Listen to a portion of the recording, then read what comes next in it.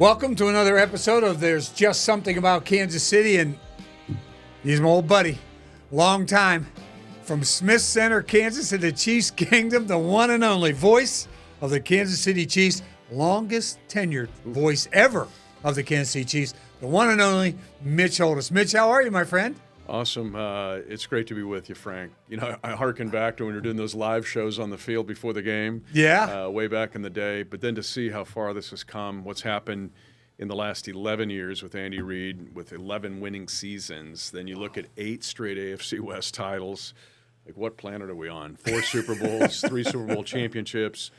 And they're going for another one. They're going to try to make history. Nobody's ever won 3 in a row. This team will have a shot at doing it. Yeah, right. And you made history yourself as far as, you know, what you've done and what you've accomplished, which I think is fantastic, especially you come from that little small town in Kansas at Smith Center. And we're going to talk about your dad. We're going to talk about home on the range cabin. Yeah. We're going to talk about a lot of things. But you were actually born, weren't you born? Your dad was a military man, weren't you? Right. You were born in the state of Washington, right? Fort Lewis, Washington. Fort My Lewis. dad, he was field artillery. So he was stationed in Alaska, Fort Sill, Oklahoma, Fort Bliss, Texas, and Fort Lewis, Washington. So about where SeaTac Airport is. Yeah. And that's where I was born. Wasn't there very long. They shipped me then with him to El Paso, and then we went back to the family farm in Smith Center.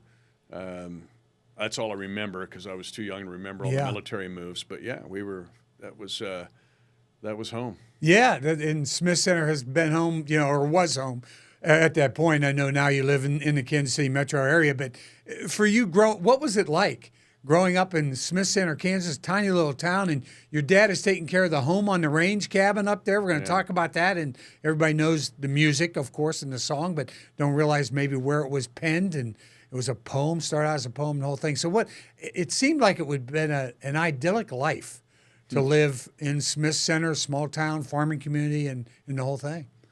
It's a unique place. I'll tell you a story. Like 2 weeks into Andy Reid being here, he goes, it's kind of like, dude, where are you from? And that's just the way Andy is. He wants to he finds out you're Villanova and you're Central Catholic High School. I said, Coach, it's a small town up on the Kansas-Nebraska border. That's the 40th parallel line. I said, but it's famous for 3 things. One, Home on the Range was written there. He goes, yeah, we sang that as a kid in Los Angeles. I go, yeah. I said, 2, it's the county's the center of the 48 states, Lebanon. So sorry, Alaska and Hawaii. But the center of the 48 states is right there. And then 3, I said, great high school football. And he goes, well, I probably recruited there. And I said, yeah, you probably did, because they've had 15 Division I football players. And I said, wow. One of the players played for you in Philadelphia. And he stops and he goes, I go, Mark Semino. He goes, Semino was from there? I go, yeah, he's from Smith Center, Kansas. And I said, there was a book written about it because a New York Times writer had seen that at the time Smith Center had the longest winning streak in Kansas, and they were barreling in on the nation's longest winning streak at the time. And so he went to his publisher and he said, Joe Drape, he's from here. I think he's a Rutgers graduate, but he became an excellent writer for the New York Times. He wrote American Pharaoh. But he said, what if I go there and live there for a year? Okay, so he moves from the central west end of Manhattan, New York, not Kansas, and he moves to Smith Center and lives for a year. It's a New York Times bestseller. It's called Our Boys. And I said, Coach, I'll get you the book. I said, it's like $3 or something. He read the book, read it twice. It's an easy read, but he bought that book for the whole staff because at the beginning, remember, the Chiefs were at the bottom. We were at the bottom of the ocean. Yeah. And it's a culture book. Joe Drape did an excellent job of how do you win consistently in football in a town of 2,000 people in a county of 4,500 and have that many Division I athletes. And they've gone different places. The coach there now, Mike Rogers, who's been a part of that program for years and years and years, was a running back at KU. Brooks Barta was one of the leading tacklers in K-State history. He's from there. They had 3 players go to Nebraska. They had a player go to North Texas. It's kind of like you grew up, but it's just in a rural place. So it's Friday Night Lights. Mm-hmm. They play in an awesome league. It's the best league in 1, 2, 3A football. And every year there'll be 1 or 2 Division I athletes out of that league. So it's just awesome. But that's how I grew up. And so that's kind of where the love of football came from, the fact that I was just around it and grew up, and it was cool. Yeah, and what about your own athletic career? Wasn't very distinguished. What did you do? Oh, you do everything. When you're in a small school, and it's one of the things that I miss. You know, my son coaches in the Sunflower League now, And he played at Silver Lake in just outside of Topeka. And I did that on purpose. I drove back and forth after I got the Chiefs job. I drove back and forth for 10 years. Tammy, my wife, played at K-State. Yeah, she's a basketball player. Excellent basketball player. Really good athlete. But she was coaching there. And then I wanted the kids to have the opportunity, if they wanted to participate, and they're in the 3A level, if they wanted to participate in different sports, I wanted them to do that. So the fact that, along Kruger's hometown, I'll see him this weekend actually, but the fact that he could be quarterback of the football team, point guard of the basketball team, and shortstop, center field of the baseball team was something that I wanted. And so when you grow up in Smith Center, it's there's just not enough kids. Yeah. And then the specialization thing, it's just, you can't do it. It was non-existent. Non-existent. At that point. And even now, some of those kids will play in the summer in maybe their sport of emphasis, but they'll still compete in everything else because the school needs them. And they're good in a lot of things in Smith Center. Their women's sports are good. They won basketball a couple years ago. They had a kid that played at KU for a while. And they won volleyball a couple years ago. They're good in track. I mean, it's the culture. It's what you do, and you work. So it's interesting. So Andy now carries on with this. So he was intrigued by this whole Smith Center thing, and he goes, right place and time. I want to see those guys. And so they loaded up in buses at 4 a.m. one morning and drove down. And he looked at him and he said, "These kids all work, don't they?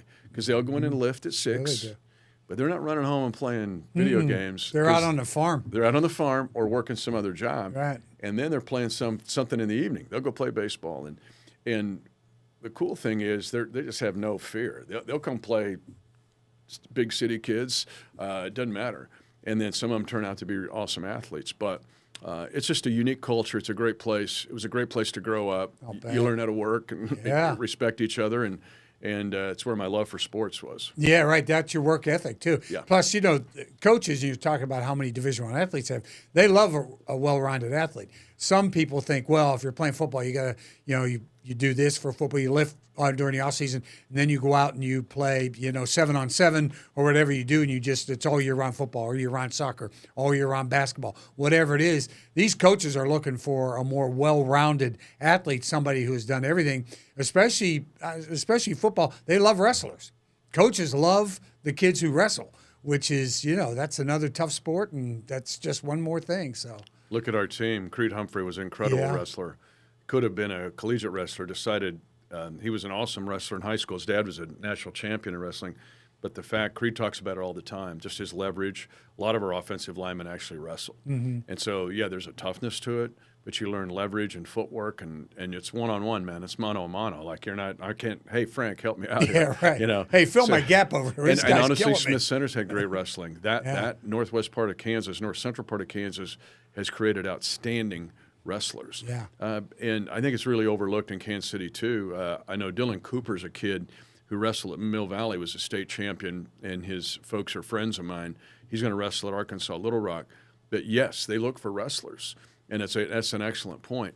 But even my son, because some of these sports create cottage industries, right? We all understand that. And I know we're both a little old school, but sometimes we're old school, we're new school, because I will tell you, I see the draft reports. I see the draft evaluations. And if Frank Bohl's coming out of Central Catholic in Pittsburgh, and they're looking at the fact that, he was a track athlete and he played baseball, that's actually a plus.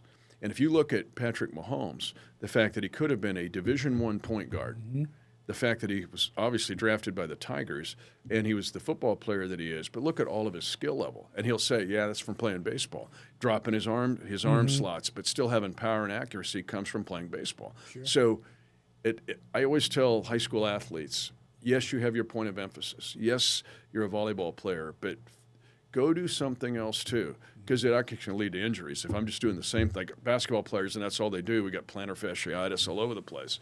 But run cross country, even though you're not good at it and you hate it, do it, because that'll teach you some toughness going into your other sport. Yeah, plus the work ethic that you learn in this part of the country, the Midwest. Yes, sir. Anyway, Nebraska, Minnesota, all the way down through, Oklahoma and Texas, all the way through this center part of the country. That's where they love that. The work ethic is extremely important. For you, when was the first inkling that you wanted to do what you do? I know you did some in high school, but where was that?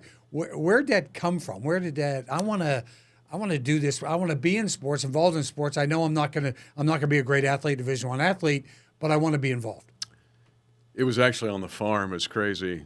I could take you back to that farm right now and show you. Take me back. I could show you where San Diego was, where New York was, where Oakland was, where Denver was, and where Kansas City was, and they all were different stadia on that farm. And now my brothers weren't interested in sports much. They were interested in other things, and they've excelled in those areas. I'm so proud of those guys. But it was me, man. It wasn't let's go get the kids down the block. There was, I'm 10 miles from town. So you create things in your mind, and you're playing that game. Like I was Lenny Dawson winning every game, right? I'm in fourth or fifth grade. So it really started in third, fourth, or fifth grade. I became a sports nut. And at that time, I'd follow the Kansas City A's in baseball, but they weren't very good. I'd ride my bike to the top of the hill with my dog, and so I could pick up KMOX in St. Louis. The transistor radio, yeah, and I'm listening to the absolutely, Cardinals. I'm playing that. So it was all the imaginary things, but you started when you were a little kid. And then in a small town, you got to play everything. And then I got into high school, and I was involved in forensics and debate. And so along with the others, you do a lot of stuff when you're in a small town. And I thought, how do you put these two together? And there was a guy named Tad Feltz at the closest radio station was 30 miles away in Phillipsburg. It was an arch rival. But he kind of took me under his wing. And so I started writing and producing and, at a very elementary, rudimentary level, but it started in that way. And then decided to go to K-State and was involved in journalism at K-State. But then I was going to go to law school. I thought about that, accepted to 3 law schools, did the LSAT, and I'm accepted in the whole bit, law clerk for a couple of years, and then, I don't want to do that. Oh, so boy. I turned down law school. Oh, yeah, I got my parents' attention. And so then that's when I started my career. But to answer your question, it really started when I was a little kid. Yeah. 3rd, 4th, 5th grade, and I was into it, man. I was into all of it, knew all the stats. I wish I would have had the internet back then because I'd have gone nuts. I probably wouldn't have got my homework done at all. Yeah, right. That's that homework. But you're always getting you're always getting the I's dotted and the T's crossed when it comes to football. And then you end up. Your first job was at KWLS, I think. That's in Pratt, Kansas, right? Which is another small town for a lot of people who watch this from all around the country, wondering, wow, I know that voice. I know that guy. I hear him all the time, when the Chiefs play a football game. And then you go from Pratt, I guess, that was your first job, and you end up at WIBW in Topeka, which was you probably felt like a pretty big jump for you at that time. And that's going to morph into Kansas State football at that point. Right? Yeah. Your alma mater, which is terrific. Yeah, it was awesome. First of all, at Pratt, they're the home of the Miss Kansas pageant. That's their big deal. A lot of cool things happen in Pratt. I didn't know that. Yeah. Okay. That's the home of the Miss Kansas pageant, and it's a big deal, let me tell you. And so, hey, when I first got there, you're going to sell advertising. You're going to do everything. Everything, air shift. Be a disc jockey, you're going to cover the towns around there. Although I'll tell you, I expanded it. But then they're going to do the Miss Kansas pageant. I'm going to do what? Sequin gown, blue velvet or whatever. And I'm like, it was cool because the whole town got into it and the whole state lit up. But it was, it was interesting. But I covered 35 high schools. So I took it from 2 high schools to 35 high schools. Pratt has junior college in the Jayhawk JUCO. At the time, we were still playing football there. And so we'd play Coffeyville and Butler and seeing all these Mike Rozier type guys. And then we covered all those high schools, to do everything would wear you out. Yeah. But then I had the opportunity at WIBW and get involved then with the Wildcat Network. Still sold the Wildcat Network. I was actually. Isn't it amazing how many everybody just thinks, he gets to sit up in the booth and do the games and do a little homework during the week? No. That's not the way it works. Yeah. No. I'm selling it. So I've always had 2 or 3 jobs at once. Yeah. Always have had. And then honestly, it was kind of a dotted line relationship with K-State with marketing then too, because they really didn't have the marketing infrastructure they have now. And so we set a lot of things in place that they enjoy to this day. And so that was an enriching time, also exhausting time. But then the cool thing about it was to see, because we were awful in football, right? We're the bottom of the ocean. So I've lived life twice like that. And then to see the rise, because with Snyder to rise to a national power was that was unimaginable, much like what I've seen with the Chiefs, to be at the bottom of the ocean and rise to be the best team in the NFL. Yeah, and Bill Snyder, of course, such a amazing presence in the city of Manhattan. He was incredible. He's incredible for me to cover because I went through both the KU and K-State, the two worst teams in football. They're both in the same state, right down the street from one another. That sort of period of time, and then all of a sudden, here comes this guy from an Iowa assistant, older guy a little bit, and everybody's wondering who is this, guy that's going to take over Kansas State football, and the rest is history as far as he's concerned. What an inspirational man. Yeah, and to be with him for 7 years was incredible. It actually helped me in those 7 years to be with him segue when Coach Reed got here. Now, I went through some rough times with the Chiefs to get to, but Coach Reed. But when I saw so much of Coach Snyder in Coach Reed, and I thought, okay. But it helped me being with Coach Snyder for 7 years to understand Coach Reed and what he was doing and how he was doing it. So I'm very thankful for those times. Yeah, and everybody would say you had the dream job. I mean, you're at your alma mater for all practical purposes, okay? And I'm doing K-State football, and they've risen from the ashes, and here's this great guy, and I'm here. When I'm sure you probably had offers when you were working for WIBW to go somewhere else, and to just do, maybe it was Nebraska, maybe it was Oklahoma or whatever. And you can talk about it if you like. I'd love to hear some of the stories because I know we've all had offers in our lifetimes to go somewhere else and never did. But you were at K-State. It looked like the job. When did you start thinking? Did the Chiefs contact you? Did you contact them, or how did this work when you made the transition? I had some folks. I even had some prospective agents, but I had some peers going, "You need to look at pro ball." Okay. And I'm like, yeah, maybe. Hey, would it have been on your mind at that point? A little bit. Or were you looking more like go to a different college? No, it was pros. Okay, that was the only thing you looked at. If you're going to stay in college, you're going to stay in Manhattan with K-State, right? Yeah, in fact, there was some real encouragement to do it. I remember, so I was a finalist for the Bears job. So the Bears were going through some transition. If you remember Wayne Larrivee, who used to do the Chiefs. Yes, I remember Wayne. Yeah. Was doing the Bears. He's going to move on to do the Packers. We got to get the timeline right. But I had a really good friend in the business that goes, you need to go for this. Go for this, man. I'm pushing for you. Well, you know how these jobs are. 300 people apply for these jobs. Well, I got down to the interview, and I remember I had done the K-State Tulsa basketball game. It was like one of the coldest days in history. I'm driving to go to Chicago for this interview, biggest interview of my life. You're driving from Manhattan to Chicago. Actually, I was living outside of Topeka then in Silver Lake. Okay. Right. But still, it was minus 20 real temperature. It's like it was the Miami game this year in the playoffs, been in real temperature. My car froze up at the 196 mile marker. I know, and I can't get out of the car. I'm going to die of hypothermia. I got to get to KCI, and I'm like, help me! I put a sign out, help me. And people are just whizzing by me. This guy comes by and he goes, okay. I said, I just got to get to KCI. I'll call and get my car towed, but just get me to KCI because I got to get to Chicago.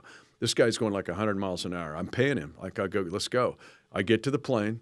I get out of there. Now I'm in O'Hare, but I'm trying to get to I'm going from O'Hare to WGN in Chicago, which is 635 North Michigan Avenue. And I make it. I look like I've been run through the ringer, but I've got this big interview, but my car's frozen on the turnpike. I've made it to Chicago. I think the interview goes great. They go, this looks really good. We like your work. I'm thinking, man, life-changing stuff. Mm-hmm. I'm trying to get back to. You're calling the tow company to get my car. No, I'm calling the tow company to get my car. And so I get back. I've got to there's no Uber at this time. So I'm paying this guy a cab. I go, can you get me all the way back to Topeka so I can meet my wife? Because I'm supposed to do a banquet that night for Snyder. Oh, boy. This is all in one day. So I'm in this old school cab headed west. I see my car being towed going the other way, and I'm like, what's going on? Then so then that cab froze up. I had to get another cab. I'm not making this stuff up, but I made it to the banquet. I just remember but I didn't get the job. So the long story short is I get to the finalists to be the involved Bears. in WGN. You go through all this. I don't get it. Don't get it. So now, though, the Vikings job, these jobs don't open up very often, but I was a finalist for the Vikings. Like, I still have the St. Paul or the Star Tribune. It's down to 3 people. Okay? I didn't get that one either.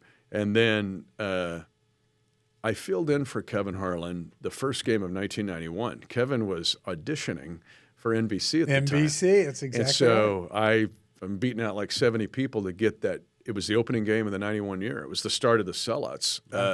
And it might have been the last game before the string of sellouts, but we beat the Atlanta Falcons 14-3. I won't forget it.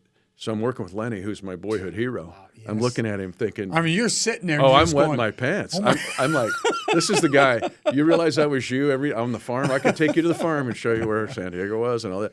So, but I'm thinking, no, be poised. Don't let him think I'm, a moron. So I did that game. But now that game, of course, is my audition tape for these other jobs. Well, now, Kevin, I remember I was at KCI. I'm flying back from some other event, and I got told by somebody that Kevin was going to move on to network television. I can't remember how that happened, but I remember at the carousel getting my bag at KCI and thinking, the Chiefs job's opened up. Yeah, and you're one of the first ones to know. I'm going, baby, and I'm going for it. But my audition tape is a Chiefs game. Now think about that. So anyway, it was a grind. Perfect. It was a grind, though, man. So I had to fight through the weeds to get it.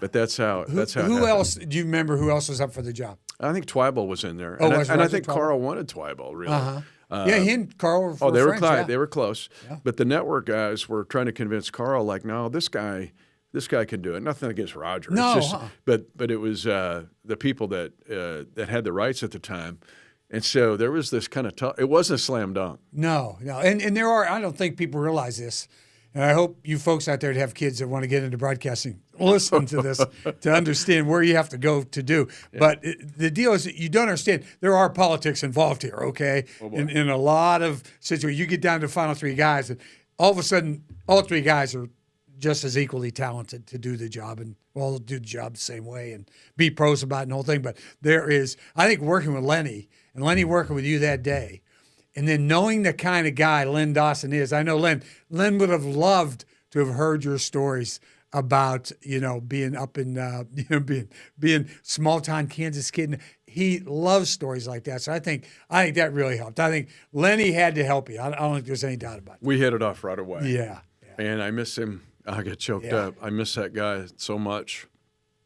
I loved him. He went from like boyhood hero to really good friend. And we had so many great talks. You talk about those stories. Can I tell you, this is one story. So we're playing the Chargers one day. And the special teams coach for the Chargers, because you've heard me do this, I still do it to this day. I research these games deep. But if there's something involved in the kingdom, even with the other team, I'm going to bring it up. Yeah. I'm going to make a big deal out of it. Steve Crosby was the special teams coach of the Chargers. Well, he grew up in Pawnee Rock, Kansas. He played college football at Fort Hays State. But he goes on to be an NFL assistant coach, really good special teams coach. And I said, Lenny, special teams coach for the Chargers is from Pawnee Rock, Kansas. You can hear Lenny now. The wheels are. He goes, "Where's Pawnee Rock, Kansas?" I go between Larned and Great Bend on Highway 56. Where's Larned and Great Bend? So now I go just south of Zook. This is not a made-up story. We're flying home. This is before GPS. We're headed in the seat where hey, you're 20 minutes out. Right. He always wanted to know where we were. We always sat together, and I could tell. And we're flying back from San Diego. So I knew the flight plan, and I can see Kansas, perfect night. I can see by the lights kind of where we are. And I'm not making this up. He goes, how far are we out? He wanted to know how far out we were. Where are we at? I go, Lenny, you're not going to believe this. We're at about Pawnee Rock, Kansas. I go, there's Great Bend. I go, there's Larned. That's Pawnee Rock, that little ditty tight legs. And he just started laughing. I go, no, that's it. So, but yeah, that was such a great relationship with him. And so now, and this is a God thing because my faith's very important to me. Yeah, it is. But to go through those twists and turns, but now I'm doing the team that I grew up with. This is my boyhood team. And I love the Chiefs, and I love those games at 3 o'clock in AFL, NBC games, and Kurt Gowdy and Al DeRogatis, and I'd run outside, and then I'd play the game, and I would go to wherever San Diego was on the farm, or I'd go to wherever Denver was, and I'd play that game, and my mom had me this crudely stitched 16 jersey on, but now I'm getting to do that team. And that kind of carried me through the low parts of the bad seasons. some of the bad politics. Always had great relationships with our players, but that kept me going through the tough times. But I had chances. I had another chance. I won't say who. Had a chance to go network. But you're going to be like the number 5 guy. And I'm thinking, well, be the number 5 guy in a network. The money wasn't going to be all that awesome. And I thought, I really want to be more of leaving a footprint in a place. And legacy. Let's stick this out. And one of the things I'm very proud of is I named the Chiefs Kingdom. I came up with that. Yeah. I'm proud of that. People go, did you get that trademarked? I said, no, I wish I would have. I wouldn't be talking to you probably right now. No, but that wasn't the purpose of it, was to make money. Right. The purpose of it was to give something definition to it. I can't believe you didn't trademark that. Well, it wasn't for that purpose. I understand. But I understand. It was for the footprint part of it. Right. And it did give it, it's now, Pat refers to it, hey, the kingdom, it's the kingdom. We know what it is, and you know what it is. Oh, everybody But we does. had to give it some kind of definition. Everybody probably in the They world. call it the kingdom now. Yeah, So, absolutely. Anyway, but it became, and they go, wow, dream job. Well, not always been a dream job. But Well, it hasn't always been a dream. It's been a dream. Yeah, And that's what I mean. man, these last 5 years have been a dream. Yeah. But still, that carried me through because there was some equity there, emotional equity, because this was my team as a kid. Yeah. And growing up with it. Was there ever a time that you were worried about your job, or or are you like the broadcast mentality? It was every year I'm worried about getting fired. Somebody's going to come in and say, yeah, he's too old, he's too this, he's been here too long. One of those deals. I mean, I know that motivates you to be the best you can possibly be, and you have set yourself up in other ways that you are your own entity. You're your own business for all practical purposes. So that's important. But were there times when you worried? Oh yeah. It was. I think I could tell you exactly probably when because I can remember general managers and head coaches during those times. But go ahead. Yeah, you got it. And so you have lived in 3-year increments, basically 2, because usually the radio deals that were signed were 3-year deals. And those really are 2, because the 3rd year you're worried about, are you going to get the re-up? The next, and so you live from jump to jump to jump to jump. But what I tried to do is and this goes all the way back to Pratt or growing up on the farm and the work ethic, or being broad-based and being able to do a lot of things and being able to be the more you can do. Yeah. And so if you're the 5-tool player and you can play defense and still hit for average, then you become more valuable than just the guy doing the games. And so that's what I've tried to do, and I think it's and yes, to build a personal brand as well as the team brand. But it's also getting, and I think that's probably where the essence of what you guys are doing with this podcast is. Kansas City's such a unique place. It is this blend of rural and urban.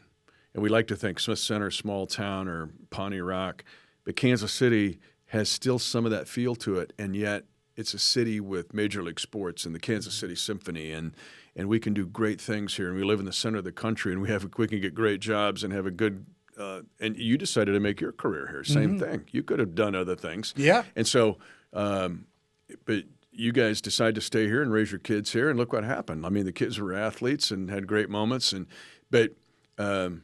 so that's why I think it's unique. And to build a footprint within that and to make your life count, it's like Psalm 90:12. It's a Mosaic psalm, but it's like, teach me to number my days, O Lord, that I might present to thee a life of wisdom, basically. So it's about life. It's not just taking a job. And so, yeah, it's been twists and turns and some narrow escapes. Yeah. So when's the next contract up, Mitch? Actually, we're in that discussion right now. We'll make sure you get re-upped. There's an option here next. I don't think you're going to have any problem. I asked you about job offers, and I'm sure being a member of Chiefs Kingdom and people hearing you on the NFL Films things and all that sort of stuff, and it's always your highlight, and everything you come up with, and it's amazing. The catchphrases for me are amazing. Where they come from, if they're thought out, or if they come out of the clear blue sky, your classic call when Chiefs, touchdown, Kansas City is just such a classic thing that you hear everywhere when you see a Chiefs highlight. They don't really do the network guys. They always come back to the radio guy who really emphasizes where he is and who this football team is. Where did you come up with that particular phrase? It came up in the late 90s, early 2000s, and I think I tell Dante Hall, I kind of credit him with it, but it was really like the late 90s days, maybe the end of Marty. But it goes back to a music background a little bit, and I'm not like my younger brother. He's a great musician. His family's all musicians, but think about hard consonants. Mm-hmm. So it's Kansas City. These are hard consonant sounds. This is like the drum beat. Instead of like I slur Kansas City. You know what I mean? Yeah, you hit goes those right hard through there, yeah. consonants. And then touchdowns in the NFL are hard to get, and they're to be celebrated. So to do that makes every touchdown come alive more than just one single play. Right. And so it really wasn't contrived. It just happened generically. But as I thought, man, it's like beating a drum. And people are so excited when a touchdown happens. So it just happened that way. But now what I love, people will, like I'll be in Hy-Vee and they'll go, do it. I'm not going to do it in Hy-Vee or church. Because you church. Now the Get guy up in goes, the pulpit, hey, aren't you the guy? Like you're the guy, right? I got you. Come on, man, it's cool. We're cool. And he's like, do it, man, do it. $10 if you'll do it. I'm like, I'm not going to do it in church, right? So it's just kind of funny. But I'll hear little kids do it. Oh yeah. And I'll see them playing, and they'll do it, or I'll get sent video clips, and there'll be a reel sent of a kid that's doing it, playing just with their buddies. I'll go, all right, my work is done here. Because a touchdown becomes more than just a single touchdown. To that kid, that touchdown is in his mind, body, and soul is something really cool. Yeah. And let's belt it out. And it's good also you're working with the Hunt family, and it is the Chiefs. There are a lot of, I couldn't imagine working in Dallas, somewhere like that, even New England, wherever, New York, any of those places where you have solidified yourself as part of the Chiefs, and you coined the phrase Chiefs Kingdom, should have trademarked it, but the whole thing where anybody else would try to step in to follow Mitch Holthus, it will happen way down the line. But I'm just saying you have solidified yourself as part of the Kansas City Chiefs, part of their fabric, not just a guy up there doing play-by-play for the football game. And that was the design, and only because you want to make it be. There's such an enthusiasm around the team and the fandom that's always been there, but now it's grown even exponentially with the success we've had. But when you use that as a conduit, Frank, for something else, or to make it even kind of a life experience, that's the goal. And so, yeah, if you build a personal brand that goes step by step with the team brand. You mentioned the Hunt family. It's the most underrated story of this success run is the fact that with Clark's leadership, the three other kids, with Lamar Sr.'s 4 kids, if any one of those 4 decided, hey, I want out, then the other 3 got to. I mean, the reason we've dominated the division, I talk about this publicly when I speak to corporate groups, is generational transfer. Lamar and Norma did such a great job but the kids have actually taken Lamar Sr.'s vision and gone and enhanced it. And how rare is that? That is very rare in our society, brother. All they want to do is cash out and thunder, wonder, blunder. Yeah. Grandpa and Grandma were thunder. I don't care if it's rural, if it's urban. Grandpa and Grandma were thunder. Second generation wondered how Grandpa and Grandma did it, and the third generation going to Cabo. Yeah. Right, we're cashing out and we're headed out. The Hunt kids, and with Clark leading the way as CEO and chairman and CEO, has taken his vision. Lamar Sr. his mind would be blown to see what's happened. Yeah. But the fact of who they are, what they are, how they do it. I'll give you another story. Very few people know this one. It involves Coach Reed. So we're in front of a group. It was AirShare, and it was a small group, people that are AirShare clients. And we're talking about Lamar Sr. and the Hunt family, the same discussion. And he goes, people don't really know this, but when he got the job in Philly in 1999, he had never been a head coach or a coordinator. Right. And he had been at San Francisco State, where he's selling like cookie dough to Right. have recruiting budget. Then he goes to Northern Arizona, not a football power. UTEP was terrible. That's where he meets Tobe, and then he gets the job at Mizzou. He goes with Bob Still, so they're pretty good. Then he gets to Green Bay. That's his breakthrough. But he was like Favre's guy. But he gets the Philadelphia Eagles job, and the Eagles fans, that are They're they're going, young, "What?" are like, what? It's the redheaded Especially guy. Philadelphia. Philly. But they're going, that's the pump, pass, and kick kid. That's what it was. That's right. And so he goes to the meeting where like the GMs, coaches, and owners get together and they hang out in Palm Desert or whatever. And he goes, I'm the redheaded stepchild or whatever. He goes, Lamar Hunt. Lamar Hunt came up to me, and he goes, same thing Andy did to me. He goes, like, Andy, congrats, man. Tell me about yourself. He remembered that because now Andy and Tammy have to replant their life. Yeah, right. After 14 years in Philly, losing Garrett the way they did. Mm-hmm. Andy's like, where am I going to go next? And it was a land rush to get him. Chargers wanted him. Cardinals wanted him. Everybody wanted him. But he remembered that conversation that happened 13 years prior because he's thinking, this is a family I could work for. Mm-hmm. This is a well, look what happened. He almost needed the Chiefs as much as the Chiefs needed him because he needed a place to go where he could break through. Oh, he's the guy that always wins the close game, but can't win the close game and can't win the big one. He's won 3 big ones. And now, in this environment, working for the Hunt family, he's got a chance now. He's closing in on Belichick to take him out for the most playoff wins ever. Ever, yes. And if he's not on Mount Rushmore, then he's on the next closest mountain. Because you got Shula, mm-hmm. and you got Landry, and you got Lombardi, and there's Andy and Belichick. Like in that next, that's on that one hand. Yeah, Sorry. Exactly and right. so he needed that, but the Hunt family provided that. It's easy to overlook it. But they've been phenomenal, especially doing that generational transfer and to make it even better in the second generation. I've known you for a long time. Yeah. And I know you're a motivational speaker. What is your message? And I know you tailor your talks to whomever you're speaking. You got to know your audience. Yep. But what is your bottom line that you try to leave when you walk out of that conversation? Recently, this has been a popular one, very popular, because people have, and this has been national audiences. There was a group, Walmart flew in international leaders. They flew into Kansas City. They wanted to see what's going on there. Yeah. Well, and then they land to New Airport. That's a good thing. And they're like, that's a good thing. But they were like, how are you winning 11 straight years here? It's a little bit kind of the Smith Center story. How do you win in a small town? How do you win in Kansas City? But I've got a message now. I'm learning, what I've learned here in these last 11 years is there's a power from unexpected sources. One is the power of listening. And you know this, being a great interviewer, great interviewers are great listeners. And it's not just saying to relate it to you. If you said, hey, Garrett's not feeling good, and I go, yeah, Brian's not feeling good either. Wrong answer on my part. I need to ask you 2 or 3 more questions about Garrett, right? What more? And to listen, to absorb. Our organization has really done that. Andy does that.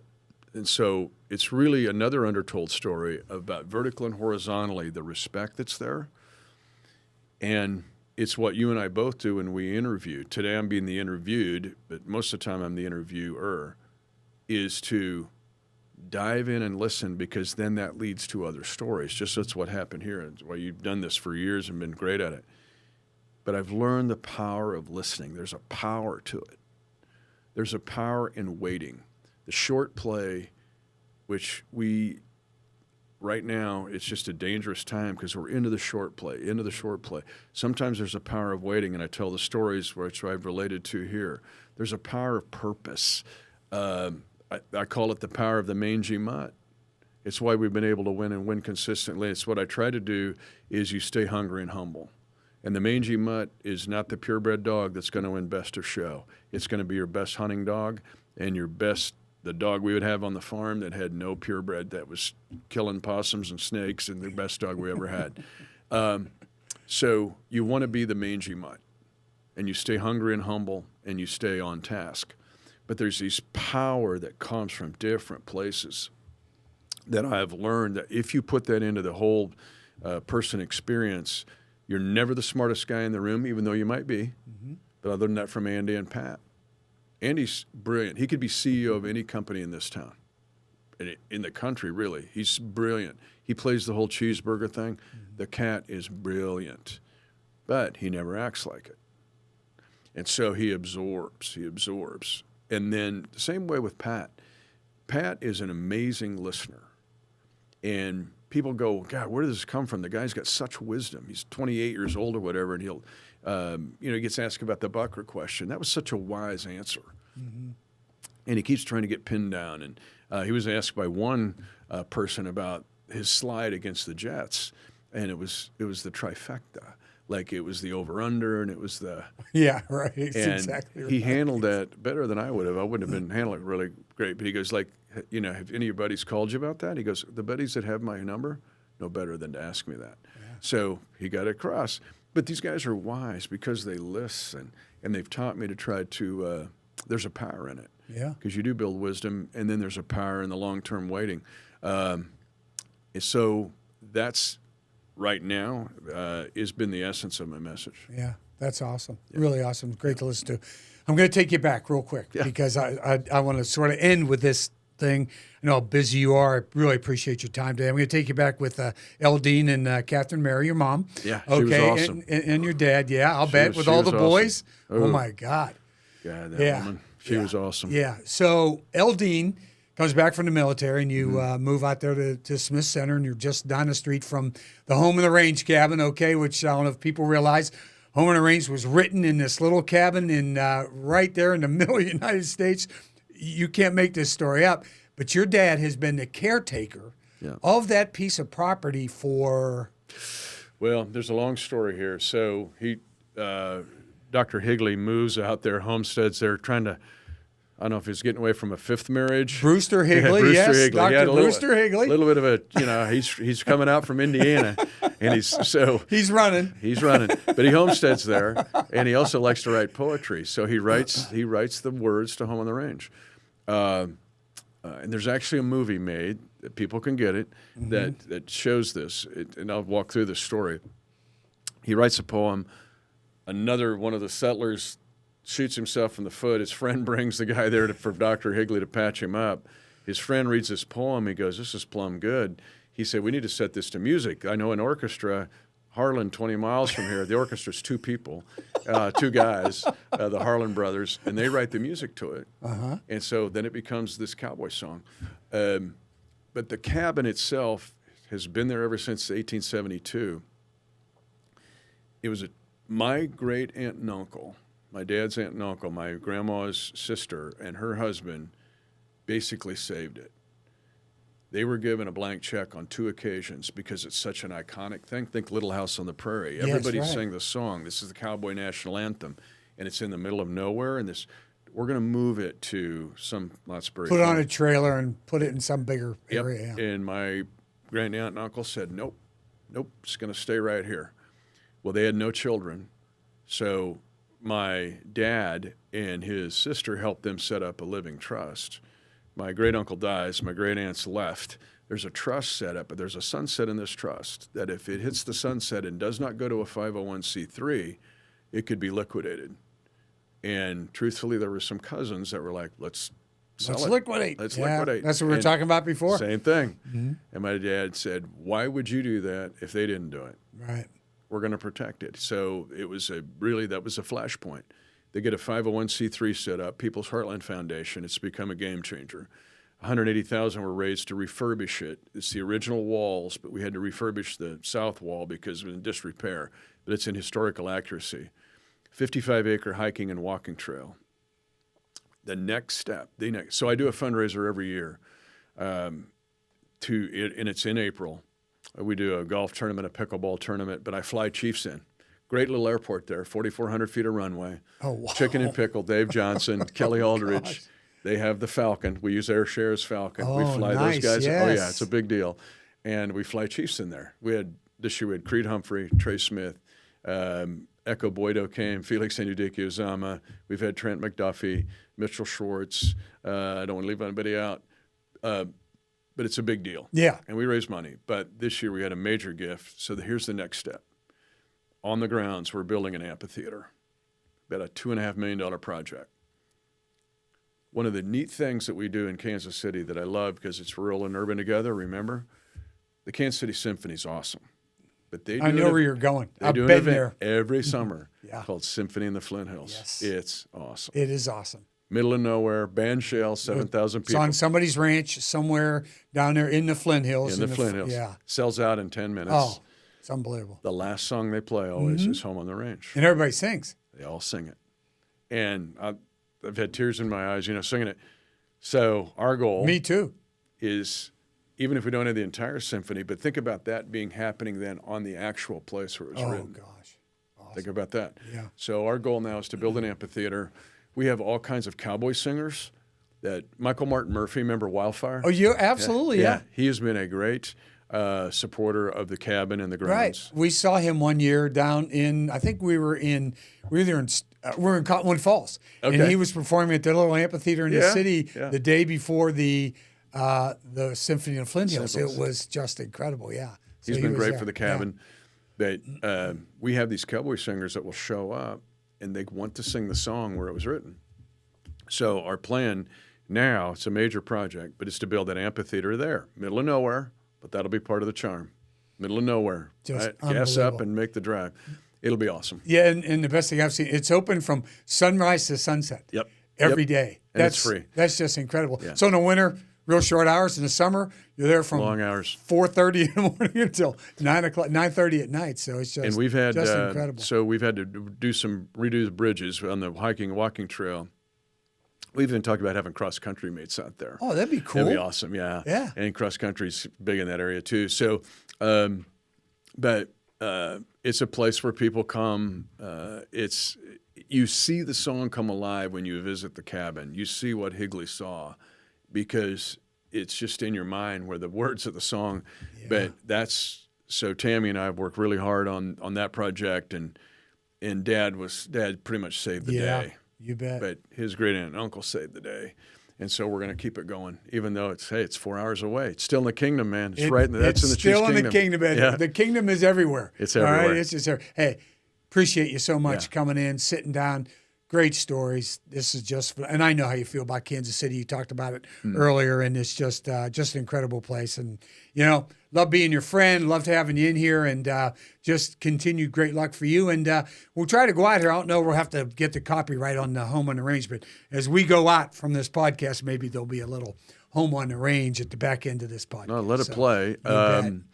because it's public domain. You bet. Nobody owns it. Gotcha. I'll just quick story as we close. So the movie tells a story. So now the song becomes wildly popular. Radio's coming into play. Sure. So it's the 1930s, early 1930s. It's FDR, the president. It's his favorite song. He sang it like the lawn. A couple says, we wrote that song in 1912, and they file a lawsuit and a cease and desist order to play it. They want the rights to the song. Some things Yes. never change, Frank. Right. They want the rights to the Something song. about Arizona, right? Arizona. It was something about Arizona. Yeah. Arizona, Okay. and said, well, my Arizona home. So the Music Protection Agency, this movie does this, and it's a great job. The movie then tells a story. The Music Protection Agency goes, I don't know about this. So they hire a guy named Sam Moenfeld, who starts to go down a rabbit hole. And he goes, yeah. He goes, this is blowing way past 1912 when they said they wrote it. And he goes back and he traces it back, and he finds the documentation of a newspaper article where the lyrics were written in Smith County, Kansas. Wow. And so In if you get a 1873. chance to watch this movie, they do an awesome job. And then what I love about the movie is at the end, so they disprove this lawsuit, right? Stand down, go home in Arizona. Yeah. Let's start Quit playing. singing a song. It's Home on the Range. And everybody starts playing the song again. But it's public domain. Nobody's made a dime off Yeah. that song ever, ever. That's incredible. At the end of the movie, I love this. It goes back to the cowboy singer singing it live in the radio studio, but then it segues into Michael Martin Murphy singing it in studio in modern times. The group Kansas, Yes. they sing it at the end. You see the song, so it goes down through the years. The movie's awesome. I got to get you a copy of it, but get you download it. But the point is, when you close it out, this podcast, Yeah. it's public domain, so let her rip. That's just awesome. Well, that's Home on the Range, and another reason why there's just something about Kansas City. Hey, Thanks, brother. buddy. You're the best. Yes, sir. You bet. Mitch Holthus, Yeah. longest tenured voice of the Kansas City Chiefs and the creator of the Chiefs Kingdom, our guest on There's Just Something About Kansas City. Home, home,